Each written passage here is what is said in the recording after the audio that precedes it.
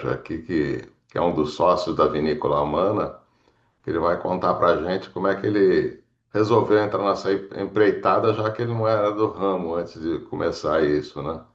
Então, conta um pouco para a gente aí.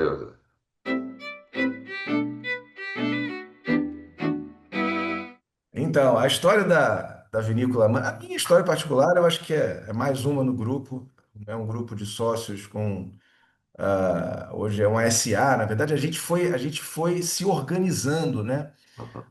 Poucas pessoas eram ligadas a alguma coisa do agro, normalmente começou um grupo de amigos da cidade, empresários, médicos, eu sou empresário do ramo têxtil, apesar de ser engenheiro agrônomo de formação e ter feito ABS no Rio de Janeiro na década de 2000, lá, acho que eu no 2000, 2002, alguma coisa assim.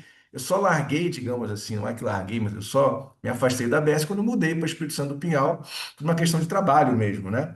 E fui cair justamente no epicentro desse movimento aí de vinhos de inverno.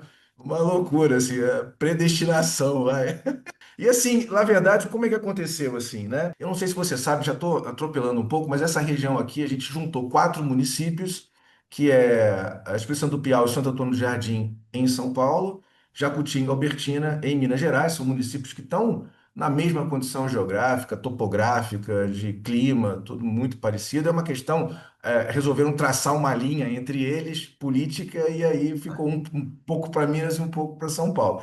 Mas aí esses quatro municípios se organizaram numa região que a gente chama de Serra dos Encontros. A gente criou uma marca, né, conjunta e está divulgando porque fica tudo muito perto. A gente está, sei lá, 15 quilômetros de Santo Antônio do Jardim, 15 para Albertina, mais 15, 20 para Jacutinga, tudo muito. As vinícolas são todas muito emboladas aqui. Hoje tem muitos projetos, mais de 40 só nesses quatro municípios, a maior concentração em Espírito Santo do Pinhal e Jacutinga, mas Espírito Santo do Pinhal ainda com o maior número de projetos novos, e todos inspirados no sucesso. Acho que a gente tem que fazer a render Referência. honras, né? A Guaspari, que foi a pioneira nesse município, a primeira vinícola brasileira a ganhar uma medalha de ouro na Decanter, com a Vista do Chá, não lembro da safra. Sim, já tinha um conhecimento por causa da ABS, e a primeira vez que eu tomei um Guaspari, eu tomei um susto, assim. Eu morando aqui não sabia que existia. Na verdade, a Guaspari foi o segundo rótulo que eu tomei. O primeiro foi o primeiro Estrada, que é do Murilo Regina. E eu tomei um susto, realmente, assim, eu não esperava que aqui, né, no meu quintal, aqui do lado, a gente pudesse ter uma qualidade tão incrível, né, absurda, que hoje, assim, o mundo está se rendendo. Você vê que a quantidade de medalhas que o Brasil ganhou, que os vinhos de inverno, né, não só dessa região, mas, né, geral, ganhou na Decanter desse ano é assustador. A própria Mana, a gente ganhou quatro medalhas de prata e uma de bronze. E Ó, estamos muito novo, né? A primeira safra foi, digamos, comercial, é de 2021, a primeira safra, né? Esses vinhos são da segunda safra, são da segunda safra comercial. A gente teve uma micro safra, que foi uma forçação de barra, não vou dizer forçação de barra, mas assim, o vidro estava tão bonito que o Christian, que é o nosso enólogo, né, dá consultoria até hoje para a gente. A gente tem um enólogo interno hoje que cuida da fabricação full time. Mas naquele momento o Christian falou: cara, vamos, tá tão bonito, vamos virar o braço da videira, tá madura. Eu acho que a gente consegue uma produção. Já na safra 2020, a qualidade foi assustadora, assim, é impressionante. E aí, cada ano que passa, a gente está achando, né, e está percebendo uma melhora da qualidade. Não sei onde que isso vai parar, mas a gente está muito satisfeito. Ano passado a gente mandou quatro vinhos para Decanter. Viemos com quatro bronzes da primeiríssima safra, assim, ninguém. A gente curioso, Alberto, que a gente ficou assim, manda, não manda, manda, não manda. Ah, não tá pronto, não, não manda, vai queimar, não, mas vamos ó, mandar. E vieram quatro bronzes, entendeu? Então, poxa. e essa safra já vieram quatro pratas, né? Não significa que a gente vai ganhar quatro ouros, eu acho que demora ainda para chegar. Mas aí foi assim, na verdade, a gente juntou inicialmente um grupo só aqui da cidade, então tinha amigos aqui, conhecidos, pessoas que eu nem conhecia da cidade, que eu, na verdade, eu não sou daqui, mas a gente se reuniu e comprou essa propriedade em 2017, né? a primeira propriedade. Hoje a Mana tem três propriedades, duas juntas, uma um pouco mais afastada, e tem mais ou menos mais de 100 alqueires, né? Cento e poucos alqueires no total. É um negócio que não é um negócio, é um negócio caro, tá? Brincadeira, Poxa. é uma loucura, é bem caro. Então a gente foi juntando amigos, amigos de amigos e amigos dos amigos, e aí, para organizar isso tudo, a gente criou uma SA com estatuto, conselho administrativo, diretoria formada.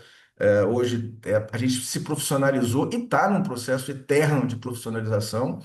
Eu acho que essa é a busca e a condição do sucesso da empresa. Então, hoje, a Amana ela tem um grupo de sócios mais atuantes, mas existe um corpo de gerentes de enologia, gerentes de campo, gerente de atendimento. Então, a gente formou uma equipe, mas alguns sócios ainda atuam mais diretamente. Mas tudo com regras, tudo com conselho, tudo com assembleia, votação, e está funcionando super bem, assim, entendeu?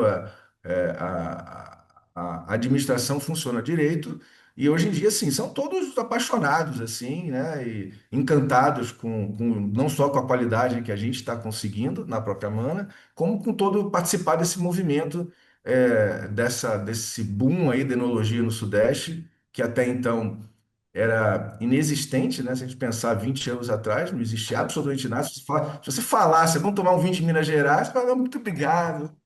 Hoje em dia, não, é o contrário, né?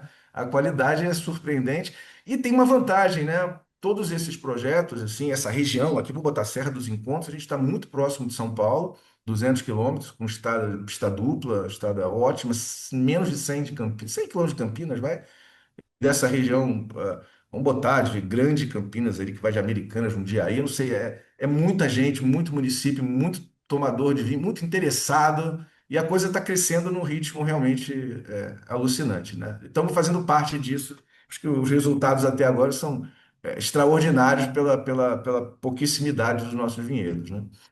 E vocês tomam tudo ou sobra para alguém, né? Sobra. Então, a primeira safra ficou 100% entre a gente, né?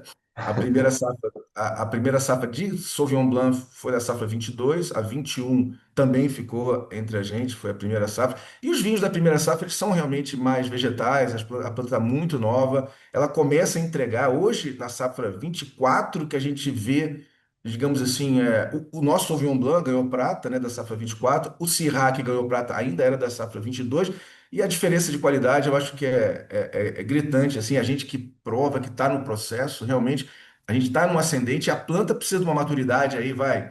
Na nossa região, que é uma região tropical, hoje a gente está conseguindo fazer a primeira safra com 2 anos de planta, né? Ah, O que é uma coisa impensável em matéria de outros lugares do mundo, de regiões produtoras, mas aqui é uma região mais quente, então a planta vegeta muito bem. Mas assim, a maturidade mesmo, vai, eu acho que a gente está chegando nessa safra, talvez em 2025, acho que os primeiros talhões que vão estar aí com. A gente plantou em 2018, né? Então vão estar com 7 anos, mas é, quatro já de produção, vamos colocar assim, talvez mais um ano, 2025, 26, eu acho que a gente vai estar num ponto realmente muito legal. Não sei se a gente, até quando que a gente vai conseguir evoluir, é questão de tempo, a gente está aprendendo, a gente mudou adubação, mudou altura de poda, mudou desfolha, a coisa vai indo, né? Vai evoluindo, né? atropelando. A gente vai mexendo no manejo e com isso vai conseguindo também atingir qualidades melhores ainda a cada safra e que é muito legal, assim, né? Faz parte. E quanto tem plantado? Hoje a gente tem, esse ano a gente vai plantar mais 2 hectares de uvas brancas, né? A gente inicialmente plantou mais uva tinta do que branca, e há uma tendência, acho que não sei se mundial, mas a gente viu que a demanda por vinhos brancos e rosés ela foi acima do que a gente esperava, né? Então a gente foi corrigindo isso aí ao longo do tempo e esse ano inteira 13 hectares mais ou menos plantados. A gente tem 11 plantados, não está tudo produzindo ainda, porque a gente foi plantando um pouquinho a cada ano, né? 2018, Ah, 2019, 20, 21, 22, 23, 24 foi só um pouquinho e 25 vai plantar mais 2 hectares, vai aumentar mais assim um pouco, né?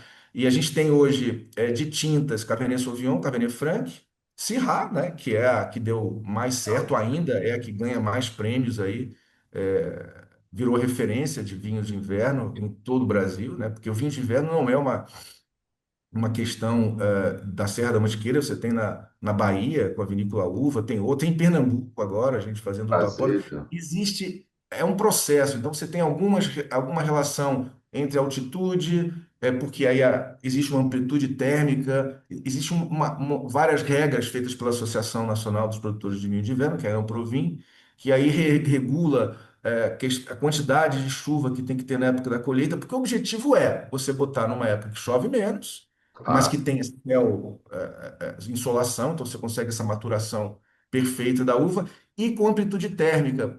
Então, isso você consegue em alguns lugares de altitude, não só no Sudeste. Você vê que tem na Bahia, na Chapada Diamantina, até É. 1.200 e tal. Então, você consegue, porque isso você tem uma maturação fenológica melhor, você vê os aromas se evoluírem, e é o que você busca, tipo assim, balizar um pouco a questão da qualidade. Eu acho que, de maneira geral, as uvas amadurecem muito bem aqui. A gente não tem menor problema de maturação, a gente fica escolhendo a dedo ali no final da colheita, assim, fazendo análise de todos os talhões todos os dias para ver o momento exato. Agora está perfeito. A colheita 100% manual, o manejo com a videira desfolha, poda, tudo manual, não tem nada maquinário. A gente usa trator para subsolar, para pulverizar, para fazer outros tipos de tratos, né, culturais. Mas no da videira é gente que olha o ramo que vai escolher, que esse está mal posicionado, arranca fora, o que está melhor posicionado.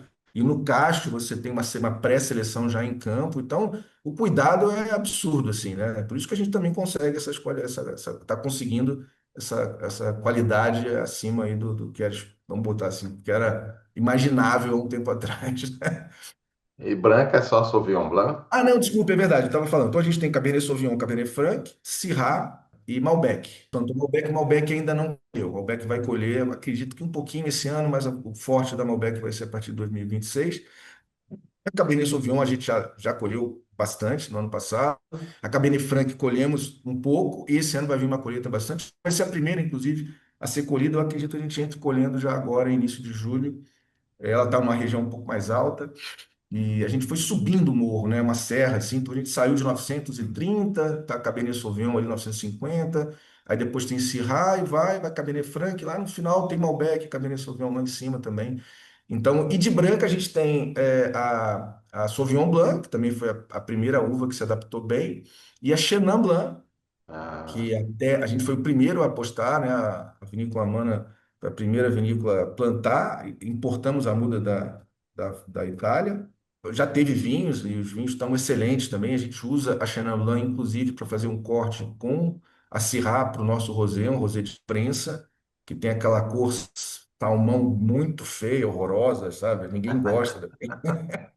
Provence. Uma cor sensacional. Então, e aí dá uma complexidade maior. A gente não é só a Syrah não é uma uva particularmente tão indicada para fazer um grande rosé, né? Mas com o corte de Chenin a gente atingiu também uma qualidade que a gente acha incrível. Acho que o padrão médio é excelente.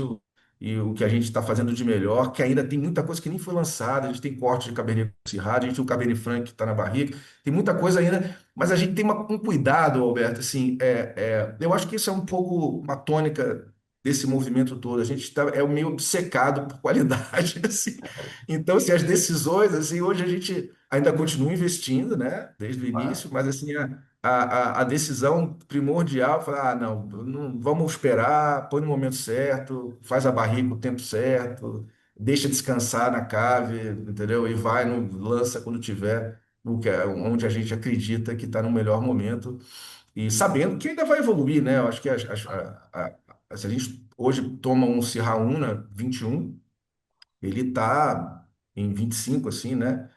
Apesar de muito novo, ele está muito melhor que o ano passado. Cada tempo que você passa, ele está amadurecendo e esse envelhecimento que ele está tendo na garrafa está beneficiando muito, assim, né? Porque os vinhos são muito estruturados, eles precisam desse tempo. Eu acho que, assim, um crescendo de qualidade que a gente vai alcançar ainda nos próximos anos aí.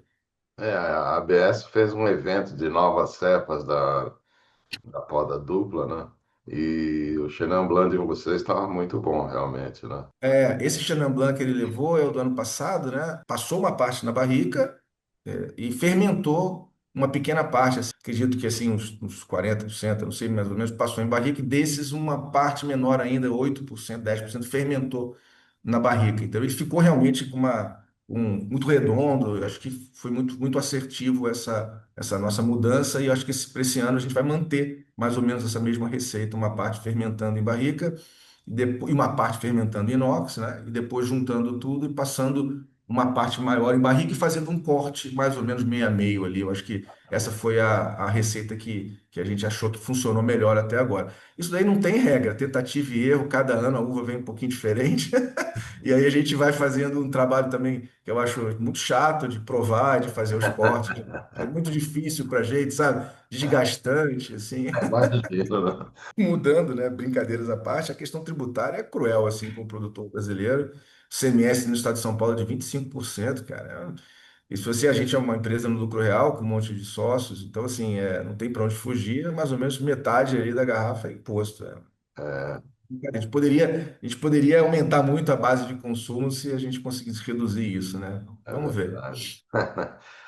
O Cabernet Sauvignon em vários lugares não deram muito certo, né, na poda dupla. Vocês estão conseguindo. Não, isso foi muito no início, tá? No início era realmente isso, mas o que que aconteceu, né? Como eu te falei, como está tudo muito novo ainda, é um processo muito novo, a gente já entrou acertando o porta-enxerto, a gente usa É, porta-enxertos de Jundiaí, tropicais, feitos pelo IAC há muitos anos, que usavam para uvas de mesa, inclusive.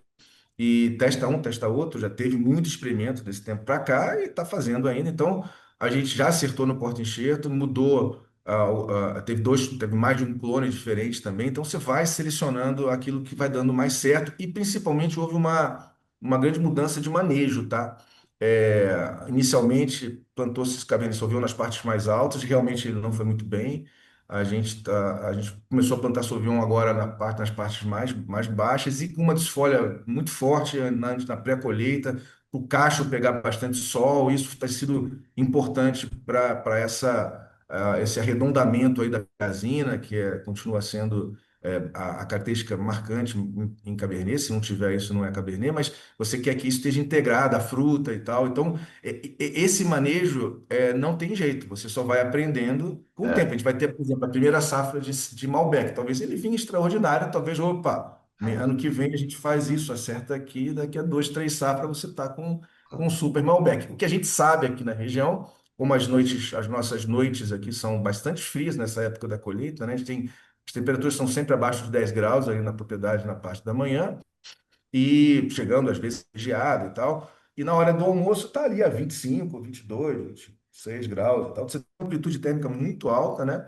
E claro, isso favorece. E quem colheu já Malbec aqui na região não tem nada a ver com os argentinos, é um Malbec mais no estilo francês, mais frutado, com frutas vermelhas de bosque, fresquinhas, assim. E é muito legal que você tem uma variedade realmente de expressão que faz com que você até aumente essa experiência do cara que está vindo na vinícola. Ele prova coisas que ele não estava esperando acontecer, né? Como a gente mesmo tem falado. Eu claro. acho que o importante, e essa é uma característica especificamente da Mana, eu acho que eu posso falar pela Mana, não sei dos outros, a gente tem um cuidado com o micro terroir mesmo, sabe? A gente tem vinhos de talhão hoje que ainda não foram lançados, que a gente conseguiu. Puxa, esse talhão fez o vinho melhor no passado, fez de novo esse ano. Ah, gente, vamos vinificar separado ele, vamos fazer ele só, sabe? Melhor, vamos ver como é que fica. Isso a gente vai ter, eu acredito que essa expressão não só da própria região, mas da nossa propriedade, né? Então, isso que a gente busca, não é uma vinícola, por mais que a gente venha a crescer em produção, vai sempre ser uma vinícola pequena, de boutique, manual, até pela questão topográfica. A gente nunca vai conseguir competir em volume, a gente tem muito trato cultural para uma safra só, né? A gente faz 2 processos inteiros e colhe uma vez só. Isso encarece o processo, mas você realmente consegue essa qualidade maior. E aí, o negócio é você pegar qual é a inclinação perfeita, o que que é aquele talhão, qual é aquela mancha de solo, um pouquinho mais acima já tem uma textura de solo, uma composição do solo um pouquinho diferente, e isso interfere, é evidente, assim, você consegue pegar, a gente sempre verificou sempre separado, mas na hora de corte você acaba misturando ele com ele mesmo, né? Agora a gente está Ah, vendo aqueles melhores parcelas, a gente já sabe, já identificou e estamos vinificando e a tendência é sempre engarrafar separado, desde que naquele ano haja essa diferença de qualidade realmente perceptível, né? Então, isso é um processo que não é de agora. Os franceses estão só uns 500 anos na nossa frente aí, então, no momento, a gente chega lá a poder identificar essas particularidades, não só das regiões, como da dentro de cada propriedade, né? fora os georgianos, que são 8.000 anos atrás, né? Ah, então, está um pouquinho mais à frente ainda. E vocês têm cantina, vinificam aí?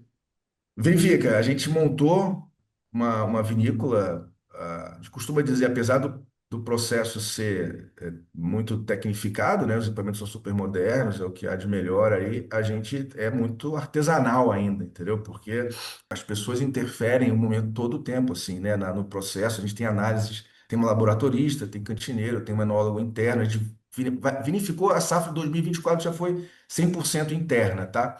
E a 25 agora vai ser a maior safra, a gente deve colher algo em torno de pouco mais de 50 toneladas, e vai ser processada também 100% interno, tem uma cave de barricas bastante grande, de garrafa, tem processo para crescer ainda, né? A gente plantou olhando o nosso potencial de futuro, que a gente vai alcançar ao longo do tempo, né? Não dá para sair colocando os pés entre as mãos, mas você vai crescendo e aprendendo a mexer com um ano de cada vez, um passo de cada vez. Mas a gente está vinificando 100% interno, esse ano vamos fazer alguma coisa para terceiros, da própria região, e amigos aqui, a gente está todo mundo no mesmo bolo. E a gente tem desde o ano passado, a gente abriu, né? Em janeiro do ano passado, a gente abriu no final de 2023, mas nem contou para ninguém, estamos aprendendo ainda. Então, a gente abriu, para falar a verdade, em janeiro de 2024, que eu acho que a gente considera que abriu o enoturismo, assim, um cardápio. Reduzido, não é um restaurante, mas é voltado para a harmonização com os vinhos, né? A gente contratou um pessoal, uma consultoria de Campinas, e a chefe elaborou um cardápio específico para cada vinho nosso. Então, a gente tem algumas experiências, uma visita guiada em que você consegue degustar 5 rótulos, uma no vinhedo, uma explicação um pouco mais sobre o campo, e 4 na sala de degustação, com pequenas porções ali específicas para harmonizar com os vinhos. É uma experiência muito legal. Quem já fez isso em outros lugares do mundo, a gente não está num patamar de informação e de qualidade do vinho, de qualidade da comida, que não fica devendo nada para ninguém. E assim, há possibilidade de crescimento? Há, né? Mas assim, a coisa vai indo conforme a demanda, conforme a nossa própria evolução enquanto empresa. Mas esse formato funciona muito bem já hoje. Todo mundo que me pergunta, eu quero lá para comprar, eu quero sentar tem um jardim lindíssimo de frente para um pôr do sol. O enoturismo existe normal, a gente recebe lá sexta, sábado, domingo, feriados, quinta, sexta, sábado, domingo e tal, mas a loja fica aberta, só não abre segunda, mas a semana inteira. Mas a visita guiada é onde você consegue ter a explicação e perceber coisas que você sozinho, quem não ou não teve algum treinamento pela própria ABS, né? Não teve nenhum contato ainda, vai custar um pouco para poder ter essas percepções tão sutis ali com a enóloga, com a sommelier explicando, a gente tem sommeliers, realmente fica mais rica a experiência. Quando me perguntam, eu falei, cara, antes de sentar, vai lá, senta no jardim depois, mas faz a visita guiada que eu acho que é imperdível, vale a pena. E é em julho a colheita? Normalmente, sim. Historicamente, a gente colhe as brancas em julho, as tintas em agosto. Ah, Esse ano, a gente vai colher a Cabernet Franc em julho.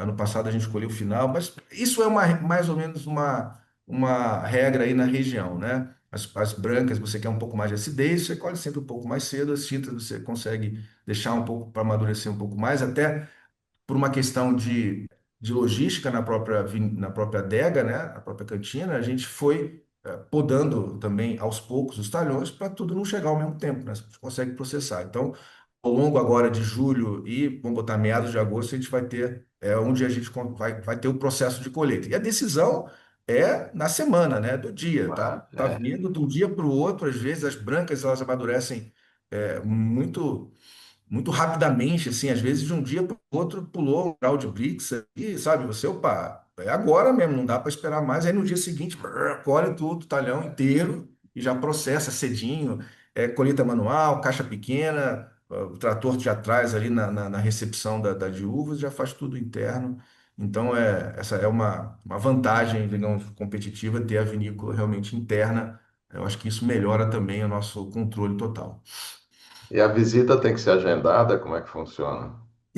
Assim, para você visitar a loja, não, ela está aberta. Normalmente, a gente recomenda o agendamento, porque, graças a Deus, né, a demanda está sendo bastante grande, principalmente feriado agora, por exemplo, a gente está com os 3 dias de feriado, quinta, sexta e sábado lotados, né?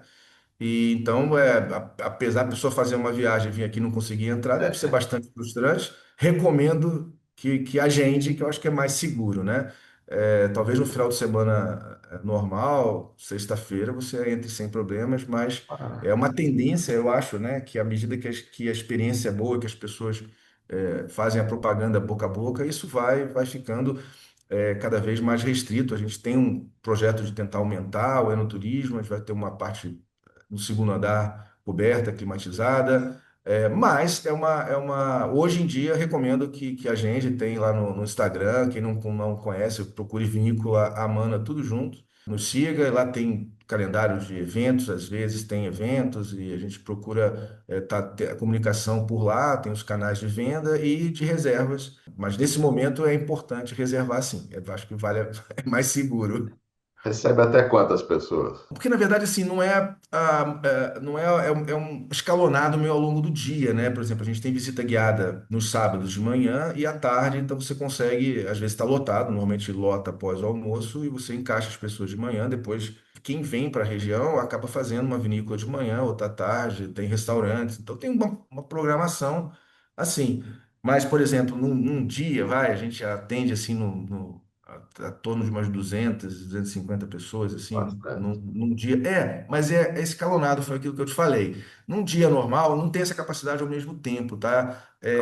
Ao mesmo tempo, tá um cento e alguma coisa, cento e alguma coisa, vamos botar assim. E aí tem uma certa rotatividade, a gente acaba tentando fazer esse escalonamento até para poder atender mais pessoas. Mas eu acho que assim, é tudo no início, né? Assim, como eu te falei, ninguém nem era do ramo de viticultura, e muito menos assim, pô, e muito menos do atendimento, né? Já teve gente algum sócio que teve alguma experiência aí, mas não. Então a gente está também nessa curva de aprendizado eterna. Espírito Santo do Pinhal, a gente está perto de Campinas. O Ah, pessoal confunde um pouco vindo de Campinas para cá, você passa por Jaguariúna, Mojimirim, Mogi Guaçu e primeira sobe um degrau e está na Espírito Santo do Pinhal, continuando um pouco, você tem Andradas, Poços de Caldas, você sobe e ainda vai embora para o sul de Minas, né? Mas a gente está na divisa aqui com Minas Gerais, já numa região de Serra da Mantiqueira, 900 como te falei, a propriedade começa em 930, vai até 1.200, 1.200 e alguma coisa, subindo a serra, né? mas é perto da cidade. É perto, a gente está a 7 quilômetros da cidade, no centro, estrada de asfalto, né? A estrada é asfaltada até a entrada da propriedade, e dentro da propriedade também tem paralelepípedo, assim. Poxa. Então, podem vir com as Ferraris e com os Porsche, não tem problema. Não, mas assim, é legal, tá? Assim, essa estrada, a gente está na estrada que vai para Jacutinga, dentro da cidade, você tem algumas rotas nas estradas vicinais aqui que levam para os outros municípios, e a gente está inserido numa delas, mas a estrada é super tranquila, até a cidade é super tranquila, até a vinícola é super, hiper tranquila também. A gente está realmente assim, cada ano entra gente nova, porque os projetos estão abrindo, né? Estão recebendo público, tem gente que ainda não tem enoturismo, mas já tem vinho.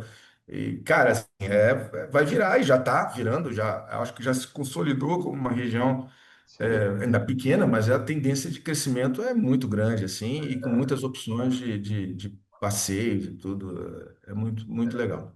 E a gente quer mais aqui que as pessoas venham e divulguem. A gente já tem pouco hotel, tem pouco restaurante, mas a cada a cada ano que passa, a cada semestre, outras opções de passeios e outras vinícolas vão abrindo, e todas com vinhos muito bons. Realmente a região é abençoada, ela é um ponto fora da curva, assim, qualidade média é muito alta, qualidade alta é extraordinária, assim.